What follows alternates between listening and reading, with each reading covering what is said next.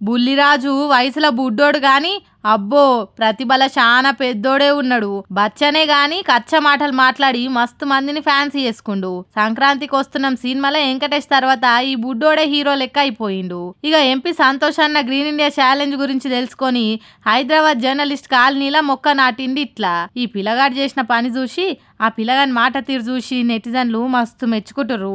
ఇంత చిన్న వయసులో గంత పెద్ద తెలివి ఏడిది చిన్న అనుకుంటా తారీఫ్ చేయబట్టిండ్రు. నేను మీ సంక్రాంతికి వస్తున్నాం అనే మూవీలో చేసిన రేవంత్ని నేను నేను మొక్కలు ఈ సక్సెస్ అయినందుకు నేను మొక్కలు నాటాను. మీరు మొత్తం మీ ఫ్యామిలీస్తో ఎన్ని నెంబర్స్ అయితే ఉన్నారో అందరూ మొక్కలు నాటాలని మనస్ఫూర్తిగా కోరుకుంటున్నాను. ప్రతి ఒక్కళ్ళు మొక్కలు నాటాలి.